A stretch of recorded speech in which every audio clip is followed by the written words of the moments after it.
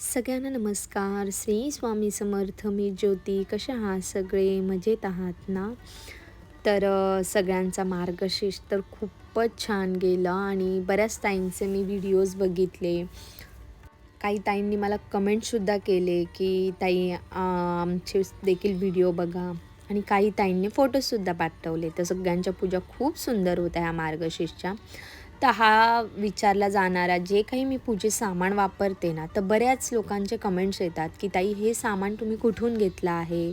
आम्हालाही मिळेल का? कितीचं घेतलं आहे? तर पहिल्यांदा जो चौरंग दाखवला ना, तो 200 ते 250च्या मध्ये घेतला आहे. मला वाटतं 200चा घेतला आहे. एवढं एक्झॅक्टली लक्षात नाही. पण 250च्या आतमध्ये घेतला आहे. आणि खूप छान आहे. प्रत्येक पूजेमध्ये ठेवायला ना खूप छान होतं. त्यानंतर हे वस्त्र आहे. जर कधी तुम्हाला महालक्ष्मी किंवा तुळजाभवानीचे लूक करायचे असेल ना, किंवा म्हणजे जो आपला रिअल फेस असतो, जो आपला स्किन टोन असतो त्या देवीचा सुद्धा, पण महालक्ष्मी आणि कोल्हापूरच्या अंबाबाईचं जर लूक करायचं असेल ना, हे वस्त्र वापरा. खूप सुंदर वाटतं. हे पैठणीचे वस्त्र आहे. क्वालिटी वगैरे छान आहे. आणि याची प्राईस जी आहे ना, ती एक 400 ते 450 होती.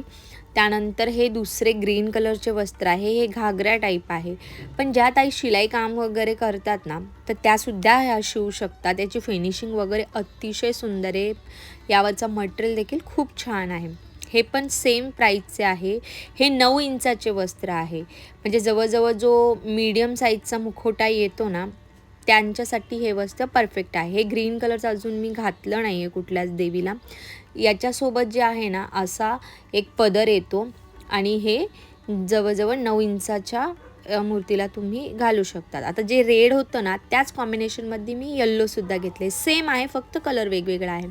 आता मोस्ट ऑफ रेड आणि येल्लो जे कॉम्बिनेशन आहे ना, ते देवाच्या कुठल्याही पूजेत म्हणा किंवा आपण स्वतःसुद्धा बघा, येल्लो किंवा रेड असं काही वेअर केलं ना, तर तो लुकच वेगळा येतो आणि देवींना पिवळा कलर खूप सुंदर वाटतो.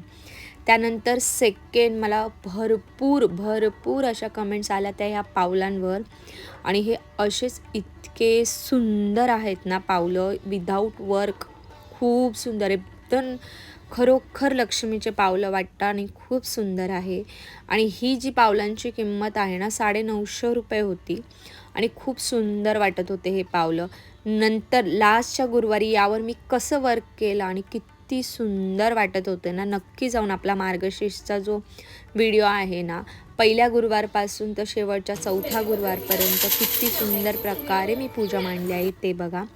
त्यानंतर ह्या ताटाविषयी आलेल्या मला भरपूर कमेंट्स की ताई हे ताट कुठून घेतलं? हे 18 इंचाचं ताट आहे. सगळ्यात मोठी साईज आहे आणि हे पूजेमध्ये तुम्हाला पाहिजे त्या पद्धतीने नैवेद्याला असे तुम्ही वापरू शकता. बघा, हे 2 पावलं फक्त त्या ताटावर ठेवली तरी किती सुंदर, म्हणजे ना फुलं, ना पानं, ना काही दिवा ठेवला आहे तरीही किती सुंदर लूक आला आहे. आणि इतकं छान वाटतं ना हे ताटसुद्धा. तर त्यानंतर आहे ना, यामध्ये आहे ना एक छोटं 3 साईज येतात. एक ही साईज आहे, ही अगदी मीडियम, छोटी अशा आहे आणि 3 मीडियम प्रकारच्या यामध्ये साईज आहे. याचे जे खाली आहे ना, 3 हत्ती आहे. हत्तीच्या सोंडेवर हे ताट आहे आणि संपूर्ण अशी घुंगरं लावली, आणि ते घुंगरं आहे ना, ते जेव्हा हलतात ना खूप सुंदर वाटतात. त्यानंतर देवीसाठी ही एक आर्टिफिशियल वेणी आणली होती. ही सुद्धा खूप सुंदर वाटते. आता सध्या लग्नाचं सीझन चालू आहे. जर कोणाला गजरा वगैरे अवेलेबल नाही झाला ना, तेही वापरू शकता. खूप सुंदर वाटते. त्यानंतर हे आसन आहे. हे तुम्ही आसन नैवेद्याच्या खाली ठेवू शकता. पूजेत त्याची मांडणी करू शकता. यावर ताट ठेवून. यानंतर हे छोटे आसन आहे. यावर समया ठेवू शकतात. देवीचं पुस्तक ठेवू शकता. देवीचे पावलं मी कशा प्रकारे यूज केलं आहे ना, ते सुद्धा प्रत्येक पूजेत दाखवलं आहे. आणि हे जे आहे ना, हे खालची जी मोठी साईज आहे ते मी 200ला घेतले आहे आणि वरचं जे आहे ना, मला वाटतं 100 की 110ला घेतलं होतं. त्यानंतर पहिल्या गुरुवारी मी हा जो फोटो आहे ना, तो मांडायचं विसरली होती. मी फक्त पोथीच पुजली होती, कारण पोथीतही हा फोटो आहे म्हणून. तर सेकंड गुरुवारी आणि थर्ड गुरुवारी मी हा फोटो मांडला होता आणि लास्ट गुरुवारीसुद्धा मी हा फोटो विसरली होती. त्यानंतर ह्या ज्या नती आहेत ना, ह्यासुद्धा इतक्या सुंदर आहे. आणि त्यानंतर ह्या चंद्रकोर आहे ना, मी कशा वापरल्या आहे, काय, हे ना तुम्ही व्हिडिओमध्ये जाऊन बघू शकता. ह्या प्रत्येक सामानाचा वापर जो आहे ना कसा करायचा आहे आणि कसं केल्यावर ते किती सुंदर दिसेल हे तुम्ही व्हिडिओमध्ये बघाल ना तेव्हाच तुम्हाला समजेल. किंवा तुम्ही स्वतःच्या हिशोबाने पण लावू शकता. खूप छान छान प्रत्येकामध्ये वेगवेगळी कला असते. त्यानंतर ते गंगावन होतं आणि त्यानंतर हे अत्तर आहे.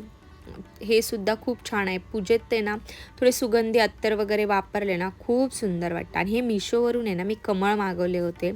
तर याचंसुद्धा आहे ना रांगोळीत यूज करू शकतात किंवा नुसते आता मी जे मागचं बॅकग्राऊंड बनवलं होतं लक्ष्मीचं साठी तर त्या बॅकग्राऊंडवर मी हे चिपकवले होते. एक गुरुवारी मी माळांना हे लावले होते. म्हणजे तुम्हाला पाहिजे तसं लावू शकता. आता ही धूपदाणीसुद्धा मी मिशोवरून मागवली होती.